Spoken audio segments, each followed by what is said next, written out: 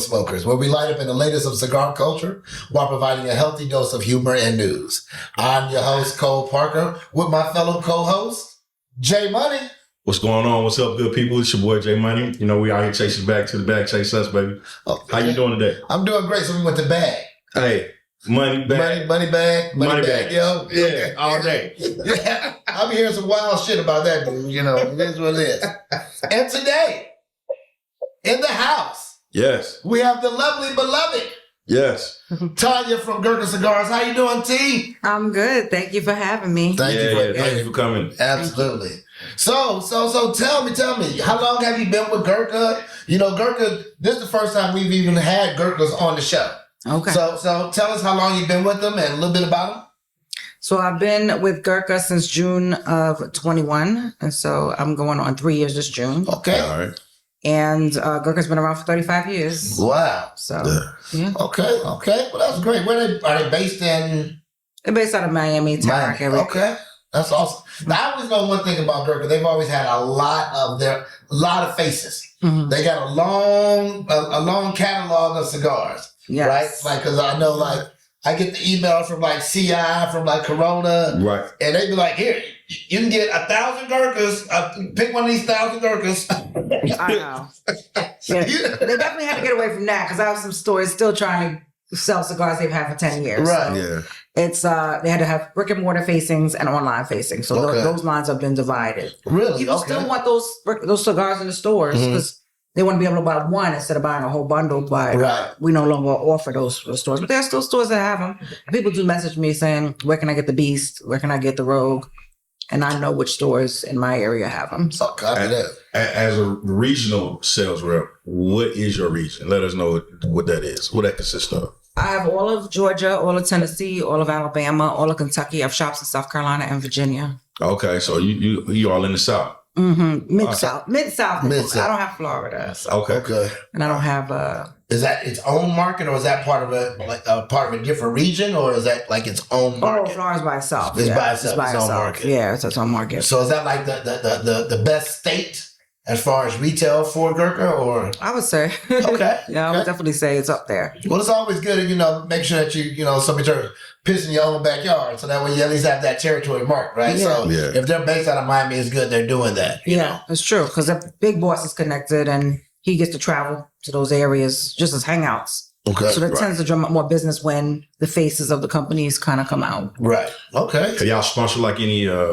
bars or lounges, or do y'all have like a Gurkha lounge at someplace? Yeah, we have Gurkha lounges all over. I know in my territory, I have one, and that's in Paducah, Kentucky. That's a place. Yeah. Bazooka? Paducah. That sounds like something when I eat. What you just call me? I think when I eat too much cheese, I have to go take one of those. We had some that were in the process of becoming Gurkha lounges, or really some that had Gurkha lounges. But of course, those things have changed since I've been on anyway. Okay. They weren't. You sound island mixed with up top. Where are you from? I'm originally from New York. Okay. And my mother's from Panama. So Okay. I knew it was something. I heard a little zest on that one. Yeah, when she came in, she was like, I was like, it sounds like New York. Right. So they hit me with the hand mod. And what am I smoking now? Speaking of which, we're here at the patio, 30 Patio Social and Cigar Lounge at 3150 Highlands Parkway, right in Smyrna, Georgia. Today, I'm smoking the Pure Evil.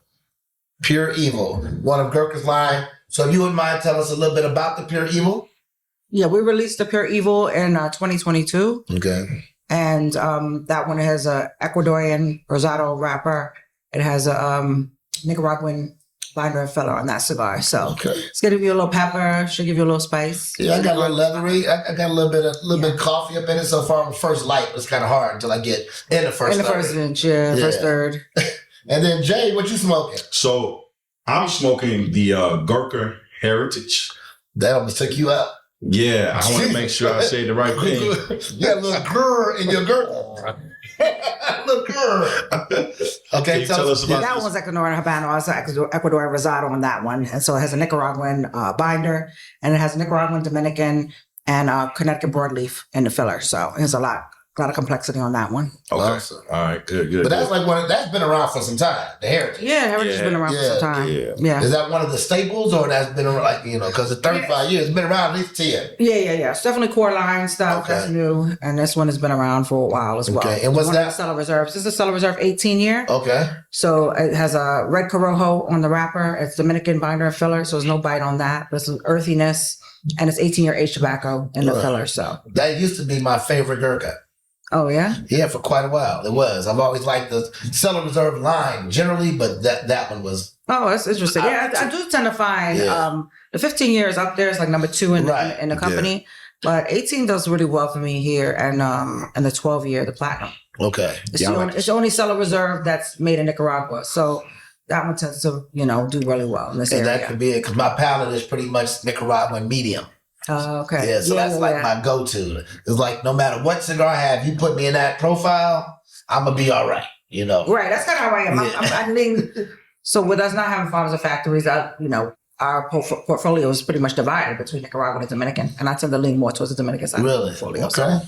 So for someone who's seeking a more complex, nuanced experience or smoking experience, what is like some of the highest rated Gurkha cigars that you would probably suggest someone try? I would definitely try the Heritage, and the Heritage comes to the Maduro as well. All right. And that one has a great combination of the Brazilian tobacco you would get in the Ghost and the Mexican San Andreas tobacco you'd probably get in the classic Havana blend, which is my favorite cigar that we make. So it gives you some complexity there. That one's all over the place. Mm-hmm. The Revenant as well. As far as ratings, hasn't rated because it's been out since 21, hasn't rated high, but it is. You got the Mexican San Andreas and you got the Cameroon on the binder. And a lot of people chase that Cameroon. So I like find people who are like, me too, I love Cameroon. Yeah. So yeah, the Ghost is our bestseller though. So it is what it is. Yeah. I thought it was a little too full. It's the fullest. A lot of military guys smoke it. They tell me it was their first cigar. Okay, so, we're doing, selling a lot of those. That's for sure. I found myself doing that when I first started smoking. We talked about that on the prior show. Right. That when I first started, the fuller, the better. Mm-hmm. But as a marijuana smoker, it was like, I need to feel something. Right. So full made sense. But now, I might black out. It's just too much cigar. It might take me 3-4 days to smoke a real full cigar. Oh, wow. I can't do a triple Maduro or doubly Hero or triple Hero anymore. I can't do those. And so I had to have a full and complete meal. Right. And be well hydrated. Well, I was just going to say water. Yeah. Get older, I think our palates change. I do know some people who wake up in the morning and they smoke a full body cigars.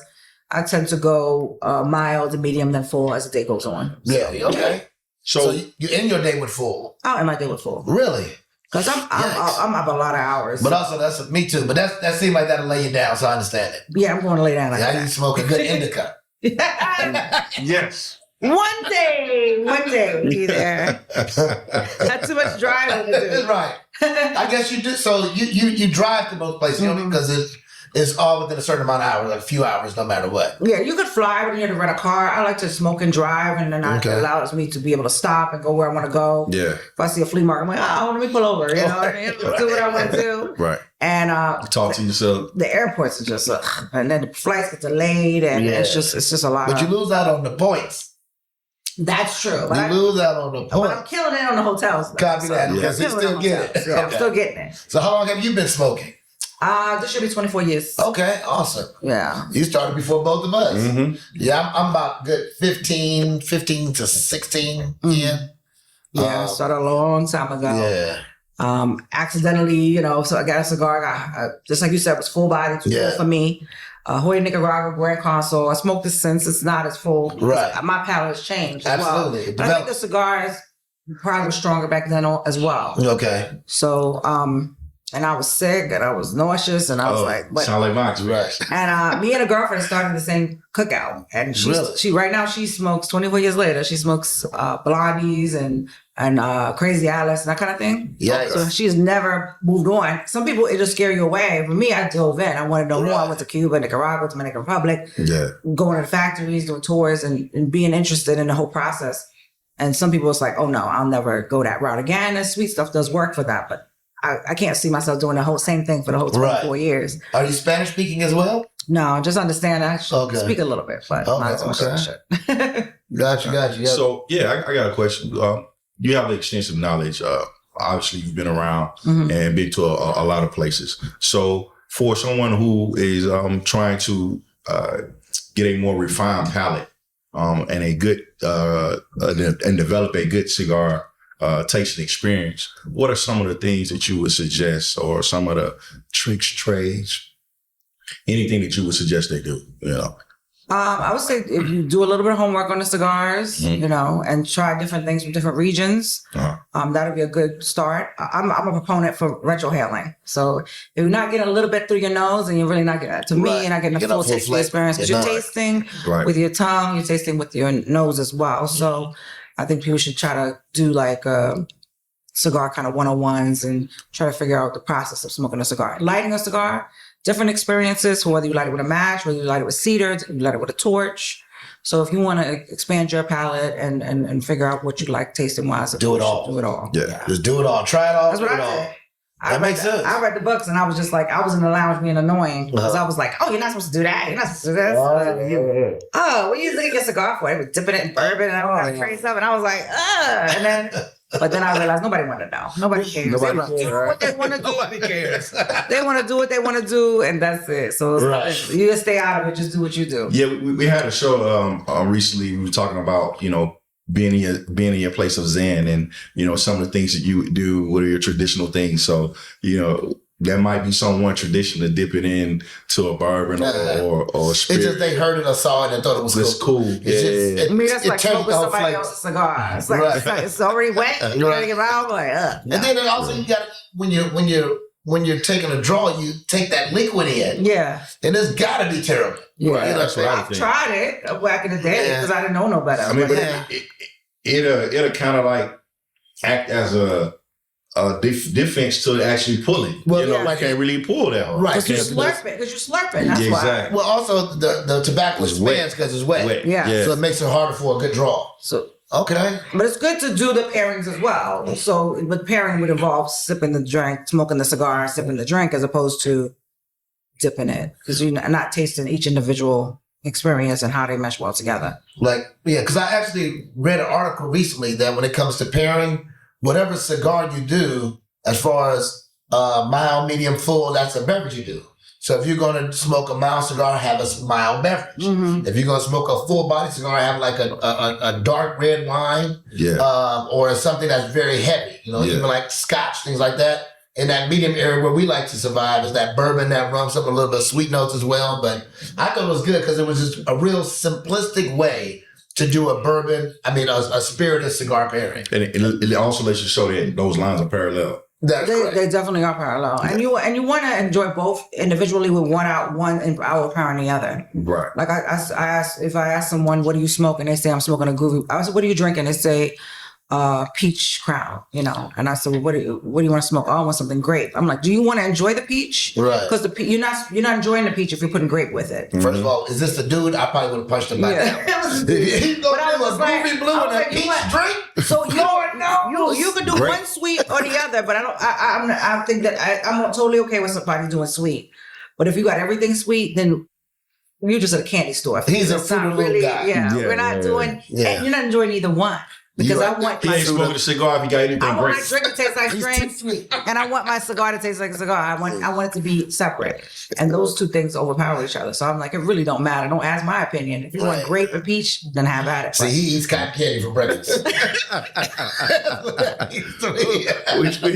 With your experience, can you tell us how the different regions and the climates affect, the quality of tobacco? And well, quality is going to be different people's opinion on the quality. Like I find that Cuban tobacco tends to be a little more fragile, a little more thin, because of the region. But it also gives you a lot of floral notes. Whatever your preference is, then you're going to migrate towards that. It's not necessarily quality is bad. It's just going to be not your taste. You're going to get more spice and pepper from Nicaraguan tobacco, right? And for me, Dominican tobacco is going to be more balanced and no kick to it, but very full flavor. So that's going to help, with you choosing what people come to me and say, want pepper. I'm going for what's Nicaraguan in the humidor, not necessarily just my brands. I worked in cigar retail, so I know, and I smoked a lot of the stuff that's out here. So I know what's from Nicaragua, what's from Honduras, what's from Dominican Republic. And so it helps me, help them navigate through the humidor. But there's all preference on what you like. But people do tend to lean towards a particular region. Now, if you tell me you're smoking, your favorite cigars are Cohiba, Fat Bottom Betty, and Padron, then I can't help you. Right, man. Those are the last three you smoked.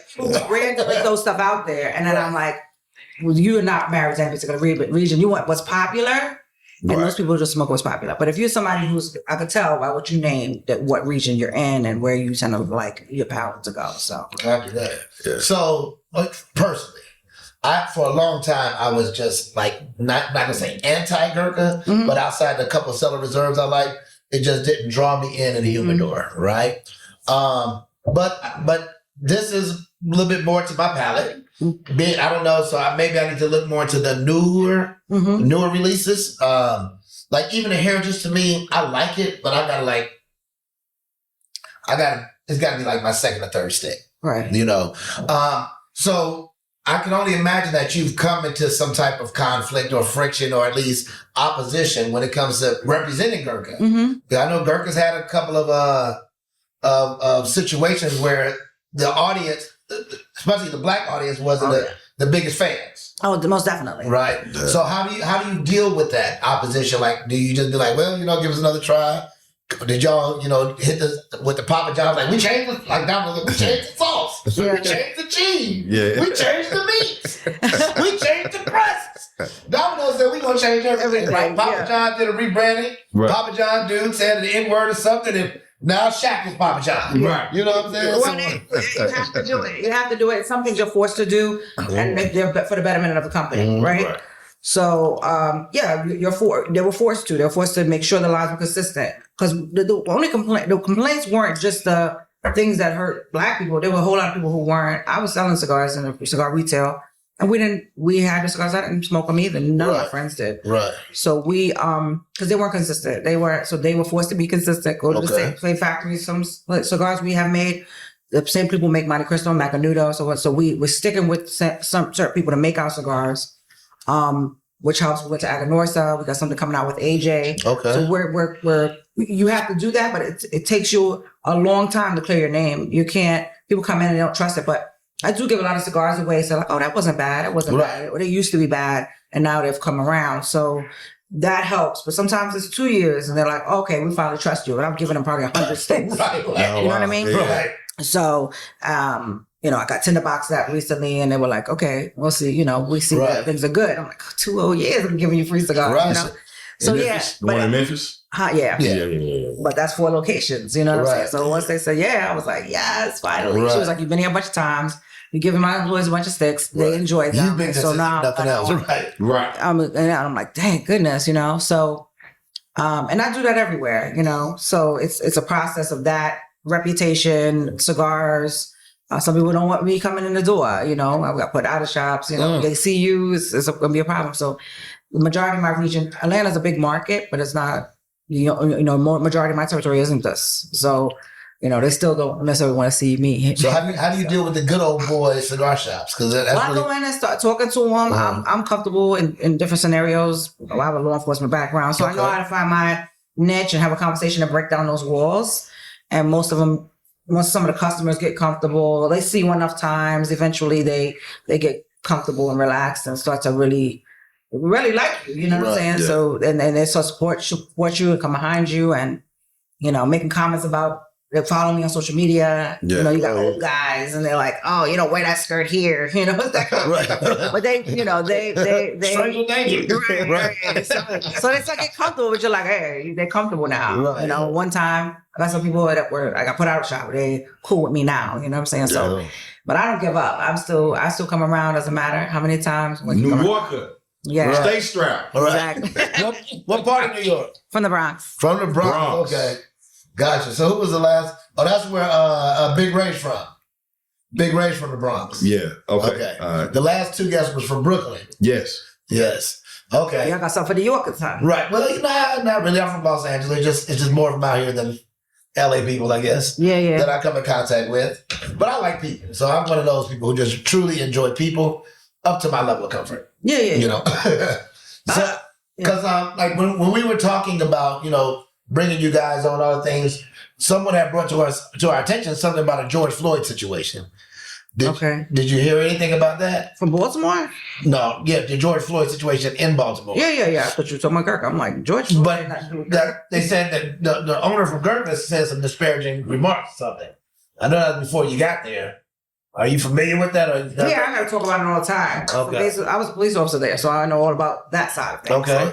But so yeah, he retweeted a comment where he was already black people were smoking Gurkha, you know, and they were supporters of Gurkha for whatever reason. At that time. And they knew he was a Trump supporter, the former president. Which is fine. And so they kind of let that slide. But then he retweeted a statement as why do Black Lives Matter only when they die at the hands of the police. Well, there's a lot of us in the police department were like, why a 4-year-old shot? Nobody's riding. Right. But as soon as one of them dies in the hands of the police, all of a sudden it's burning down CVS's and robbing liquor stores and robbing pharmacies and stuff like that. So I didn't totally disagree with the statement. It wasn't an authentic statement.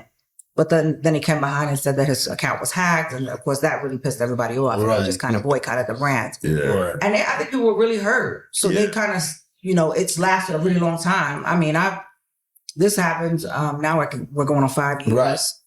And I still have to answer it. I still get hate stuff in my messages, in my inbox. People on the group recently said, you can't, Gurkha's not welcome here in the group and stuff like that. I stay in the group, but I'm just like, okay, I can post it here. It's fine. Right. Yeah. But they held onto that a really long time. And there are a lot of brands and other companies that have done similar and they're forgiven. You know what I'm saying? But I understand. And I say, hey, stand strong. Be knowledgeable about, you know, what you're fighting for. Yeah. And, you know, I'm fine with that as well. So I'm support them, but then also support me in doing what I'm doing. You know what I'm saying? Right. Because even somebody has to go in the door. There was people, I'm sure there were black people when a black kid went into a school that was all white that was hating on that kid and that family for going there. But somebody has to go. Somebody's going to do it and do the job and turn things around. And it's been really good for me. I love the company itself. And it's not a majority of people working there are minorities. So it's unfortunately those are the ones that got hurt. Yeah. In a millionaire's comment. You know what I'm saying? So well, that happens with pretty much these big companies all the time, right? Yeah. Unfortunately, my company is not at that status, so whatever I say, y'all motherfuckers just got to deal with it. But you know, so like I have one of my closest friends. He was a use of force instructor, and we had very good long talks. And what we would call our personal podcast, we just go live on Instagram. And he made me look at things in a different perspective. I also made him look at things in a different perspective, you know, because he felt the same. He said, yeah, but you know, that's really how it goes in our community, man. You know, y'all burn on everything. I said, let me tell you one thing that you have to understand. It also comes down to liability, right? And responsibility. So when you're dealing with law enforcement, you have to, if they want to be held at a level of respectability, they owe the community a responsibility. And sometimes that responsibility is not met, but you want that same respectability. So when you got people like me who grew up in LA during the crash unit when Daryl Gates is the first person, Chief Daryl Gates, to ever militarize police anywhere in the nation. I was one that be on the bus, get off, throw me on the ground, kind of put an elbow on my back. Well, I was just riding the bus. Now, were some days I was doing bad? Absolutely. Absolutely. But today I got my book bag on. I'm doing my schoolwork, you know.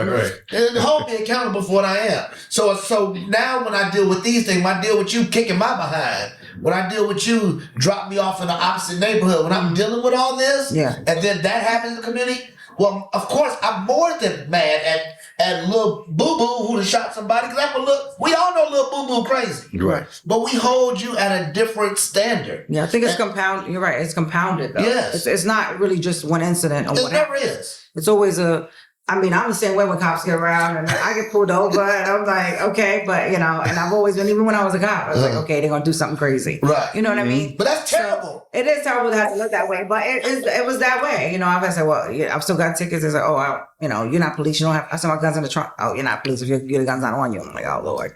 So, you have to deal with that. So it's a compounding of issues. That individual issue, yes, was people not doing the full extent of what their job was, but not, and some people doing excess, right? Yeah.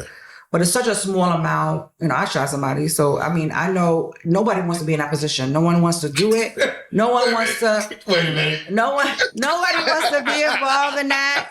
Everybody's afraid to die because you're like a criminal. They take all your stuff and you're in one of those rooms where and they strip your clothes. Everything's evidence. And you're in there with somebody else's clothes on and you're just confused and you think you're going to jail.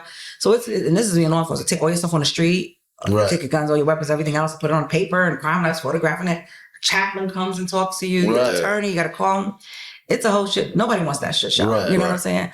And I'm not saying there's probably one crazy person in the department. We have 2,900 officers. So there's probably one guy who was like, I want to kill. But the majority of us are just like, okay, but there are going to be those few who are going to be, so there's different levels of things. Mm-hmm. And just like I said, same thing with Gurkha, tweeting something about Black lives was bad. It was insensitive for the time, right? So where do we put it? Right? Where should we place that information? Should we be knowledgeable of it and, and keep it in the background and then, be mindful of it? Mm-hmm. Or should we hold on to it forever as a death sentence, right? So we gotta, if a guy tweets a joke about beating his wife, that's bad. If he actually beats his wife, it's bad. If he kills his wife, it's bad. But those things should be on different levels. Right. And that's the only thing I'm saying is that when I have those conversations with people, those hard conversations about the company, which I constantly have to do. I bet. I also have those conversations about what level are you on, But because I'll send people when they have cigars in their hand, people who make our cigars. You know what I mean? So they're making our cigars, just not smoking the one that has our name. Right. But it's in the same factory, cigars are being made. So are you boycotting the whole company as a whole? You're not boycotting the people who roll them. People who make them or sell them to us. You only boycott to the point that you can see. So, and that's easy, But then there are companies that do the same thing and you say, all is forgiven because I like your clothes. All is forgiven because you're friendly, a cigar maker. People who've done the same stuff, but they've moved past it. But this one, they held on to for a very long time. I think a major shift from a PR approach and a marketing approach would maybe do a major activation here in Atlanta. Yeah. Atlanta is pretty much the hub of Black cigar culture. Right. So if you want to reconnect with the community, I think Atlanta is a great place to do an activation that's more sensitive to the culture, maybe do like a partnership with maybe one Radical Smokers. Oh, of course. Maybe more like the Morehouse, something that's going to give back. Well, they do those things, but they want to do them secretly. It's the thing like me getting hired. It wasn't like a big thing. And I'm like, well, you're going to announce this and that. Right. So they were like, oh, no, they're just going to say we hired you because you're black. Everybody wanted to be quiet. And people did say, yeah, we only hired you because you were black. They only hired you because you were black. Right. So they want to do everything quiet. But sometimes you got to make noise. That's always You've already made it. They were doing charities for Black colleges, raising money, doing all that stuff. They've been doing it. But the thing is that now they don't want to talk about it because they say people are going to look at them that way. I'm saying make noise. Right. Same way when I got on, I said, well, if I'm going to suck at this job, I'm going to blast social media and be on here, be everywhere, be out here. And that's the reason why people want me around because I'm on here, I'm out here, and I'm everywhere. Yeah. So I'm not going to be, the secret person they hire and just kind of be here and not be quiet. No, I'm here. But that's a great testimony to a great hire, right? Because not only are you, first of all, and dealing with things like the George Floyd reposts or something like that, where you do disengage with the community, even if they brought you on only because you're black, not only are you only black, you're also prior law enforcement, meaning that you have the soft skills to communicate with people no matter how aggressive they get. Exactly. Now, can you match it? Of course, New York, Bronx, you can match it, but why, right? Right. So you don't have to match it, and I think that level of hire, I think is even a better time now for Gurkha to look into potentially maybe doing a activation or some type of PR move here in Atlanta, because there's a lot of shops out here. I've been talking about that for a while. It's a lot of shops. Everybody just wants to be more quiet. Yeah, but I make too much noise. Maybe we make some noise on the show. Maybe listen to us. Right. We'll make a little. We got noise to make. Yeah, exactly. Well, next to that, did you have anything else? Yes. So, what events do you got coming up? Well, I got St. Patty's Day I do in Savannah. Got that coming up. I've never been there when it's green. Yeah, that thing is a whole... It's a vibe. Oh. But the city makes me feel like slave shit about to pull up, so I'm never that comfortable. Okay, got it. There's really nowhere to smoke, so during that weekend, they just smoke up and down the streets, but there's really nowhere to smoke indoors, which is weird, but... And the hotels are massive. It's crazy expensive, but it is a whole...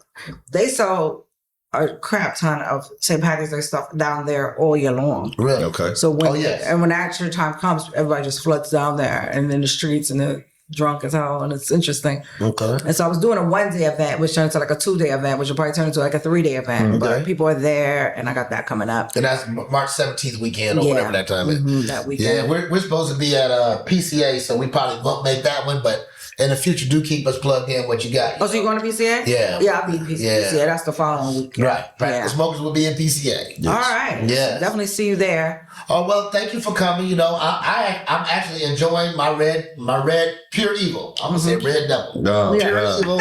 Say that. Pure Evil. My Pure Evil cigar. I thank you for coming. How can people find you, follow you, and all that good stuff? Gurkha Cigars Tanya or Tanya Graham Gurkha on social media, Instagram and Facebook. That's all I'm on Okay, right now. awesome. And, homie. You can find me on Instagram, on Twitter. Instagram at JDMoney1000, Twitter or X on JD Nero. You know, when we first started this thing, right, I was like, you need to change your Instagram name, right? Because your Instagram name, Jake Money, man, come on, man, that's too hood. Then he said, well, my middle name is De Niro. I said, your middle name is Money. Oh, we got it all day here. We got it right here. Carry on. Carry on. As you know, you can always find us as collectively at Practical Smokers on Instagram. Please subscribe to our YouTube channel, Practical Smokers. This was a great engaging conversation with Tanya today. Yes. I want y'all to go back. I want you to do like I am. I want you to rethink your relationship with Gurkha Cigars. Yeah. This particular one has actually, my pal is enjoying it. Having the information from Tanya and the story to support it only made it even better for me. So now I'm going to be more of an advocate than a hater. Okay? I actually like my I've been known to be a hater when it comes to Gurkha. I was, and that's no lie. I was too. So I was too. So I'm glad, but you can easily find me on everything at Cole D. Parker. Until then, stay humble, stay blessed, stay forgiving, and stay lit. We out. Peace. Bye.